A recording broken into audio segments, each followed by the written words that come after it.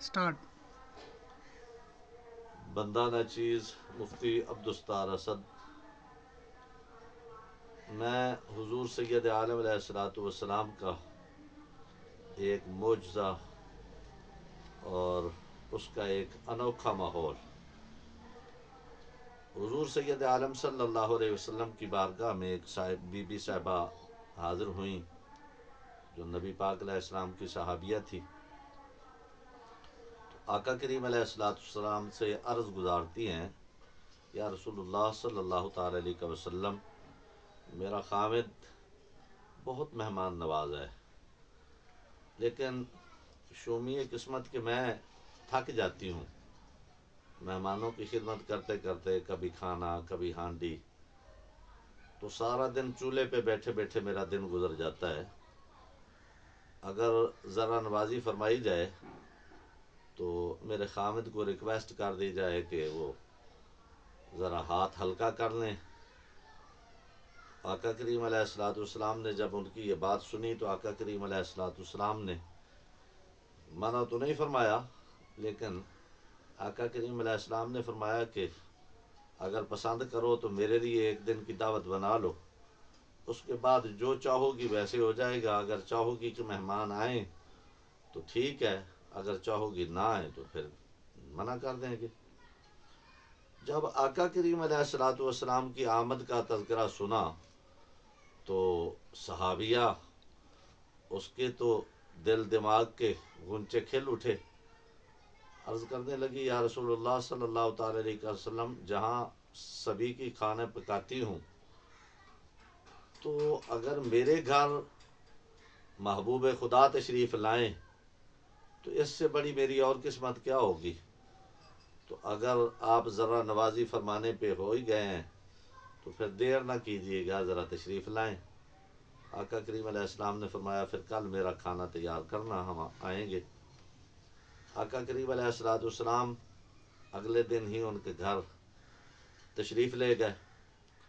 Be be صاحبہ نے اپنی بساط کے مطابق انہوں نے آقا کریم علیہ السلام کی ضیافت کا انتظام کیا، اور جہاں تک ممکن تھا، ظاہر ہے ہم تو عام مہمان کی خدمت کے لیے کتنے کوشاں ہوتے ہیں، تو جہاں سید الانبیاء صلی اللہ علیہ وسلم تشریف لائیں، محبوب خدا تشریف لائیں، پوری کائنات کا مرکز و محور تشریف لائیں، پوری کائنات کا مدار تشریف لائیں جس گھر میں، تو ان کی خوشی کا تو عالم پھر یا وہ جانے یا اللہ جانے.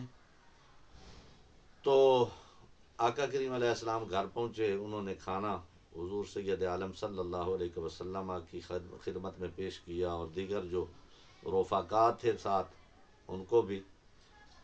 تو ہوا کیا، جب کھانا تناول فرما لیا تو دعا کرنے کے بعد جب جانے لگے تو آقا کریم علیہ السلام نے فرمایا بی بی صاحبہ کو کہ ہم جا رہے ہیں، تو جب ہم گھر سے باہر نکلیں تو جس دروازے سے ہم نے نکلنا ہے نا، تو آپ نے اسی دروازے کی طرف دیکھتے رہنا ہے کہ ہمارے پیچھے کوئی چیز ہے تو نہیں. تو بی بی صاحبہ نے لبیک و سعدیک، یا رسول اللہ میں حاضر ہوں، بالکل میں یہ کام ضرور کروں گی. تو آقا کریم علیہ السلام جب نکلے، صحابہ نکل گئے، تو دیکھتی کیا ہیں کہ ان کے گھر میں سے بہت ساری آفتیں نکلی جا رہی ہیں. کہیں کوئی جن نکل رہا ہے، کہیں کوئی گدھا نکل رہا ہے، کہیں سانپ بچھو، کوئی چیزیں مختلف یعنی چیزیں نکلتی ہیں. تو بی بی صاحبہ کے تعجب کا عالم، دیکھنے والا وہ تو کوئی دیکھنے والا ہوتا تو پھر بات تھی، لیکن جو کتب میں آیا کہ ان کے تعجب کی انتہا ہوئی. آقا کریم علیہ السلام کے پیچھے دوڑی، عرض کی، یا رسول اللہ صلی اللہ تعالی علیہ وسلم، میرے ماں باپ قربان ہوں، آپ تو رحمت ہیں، جس گھر میں تشریف لاتے ہیں وہاں رحمتیں ہوتی ہیں، تو یہ میں عجیب منظر دیکھ رہی ہوں، بڑا تعجب ہوا ہے، میں حیرت میں ہوں، یہ کیا ہوا. آقا کریم علیہ السلام نے ارشاد فرمایا، پھر صرف تجھے یہی بتلانے کے لیے آئے ہیں کہ مہمان جو ہوتا ہے وہ مشکل نہیں ہوتا، بھاری نہیں ہوتا، اس کو گراں اپنی طبیعت پہ نہیں سمجھنا چاہیے، اس کو بوجھ نہیں سمجھنا چاہیے. چونکہ جب مہمان آتا ہے آپ کے گھر تو نصیب اپنا ہی کھا کے جاتا ہے، تمہارا کچھ نہیں لے کے جاتا. ہاں البتہ جب وہ جاتا ہے تو تمہارے گھر کی مصیبتیں تمہارے گھر سے نکال کے جاتا ہے۔ تو یہ آقا کریم علیہ الصلوۃ والسلام نے فرمایا یہ جتنا کچھ بھی نکلا ہے، جو بھی مہمان آتا ہے وہ سبھی کچھ جتنا اپنے گھر میں ہوتی ہیں مصیبتیں وہ ساتھ لے جاتا ہے، گھر سے نکال کے جاتا ہے۔ تو اس لیے کہ میں نے یہ آپ کو بتانا تھا، دکھانا تھا کہ آپ اس کو بوجھ نہ سمجھیں۔ تو صحابیہ نے جب یہ دیکھا تو عرض کرنے لگی یا رسول اللہ صلی اللہ تعالی علیہ وسلم، آقا اگر یہ بات ہے تو پھر ایک مہربانی اور فرمائیں کہ میرے خامد کو کہہ دیں کہ جتنا پہلے مہمانوں کے لیے کوشش کرتے تھے اب اس سے بھی زیادہ کریں، میں خدمت کے لیے ہر وقت کوشاں رہوں گی، ہر وقت خدمت کے لیے رہوں گی، میں ہر وقت نہ رات دن جو بھی آئے گا میں انشاءاللہ خدمت کروں گی۔ تو پھر بھائی دراصل بات یہ ہے، یہ تو آقا کریم علیہ الصلوۃ والسلام کا ایک معجزہ ہے، اور بی بی صاحبہ نبی پاک علیہ السلام کی صحابیہ، ان کی زندگی میں ایک نیا انقلاب پیدا کرتا ہے۔ لیکن افسوس یہ ہے کہ اس دور میں آج حضور کی امت کس ڈگر پہ چل پڑی ہے۔ مہمان نوازی تو بڑی دور کی بات ہے، اب تو گھروں میں جو بیٹھ کے ہوتی تھی وہ بھی لوگوں نے کرائے پہ دے رکھی ہیں۔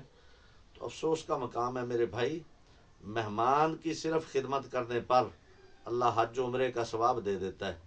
اگر مہمان کی ڈیمانڈ پہ خدمت کریں تو پھر حج و عمرہ، جہاد اور غزوے کا ثواب ملتا ہے، صدقے کا ثواب ملتا ہے۔ تو اس لیے میں سبھی سے ملتمس ہوں کہ اپنے اندر وسعت پیدا کریں، اپنی سوچ فکر کو وسیع کریں کہ نبی پاک کے علیہ الصلوۃ والسلام کی امت کے لیے اپنے دلوں کو بڑا کریں، اپنے عزیزوں دوستوں کو اپنے گھر بلایا کریں۔ ان کے سبب اللہ پاک آپ کے گھر میں رحمت بھی کرے گا، اور ان کے سبب آپ کے گھر سے اللہ مصیبتیں بھی دور کرے گا۔ اللہ پاک سمجھنے کی توفیق عطا فرمائے، آمین۔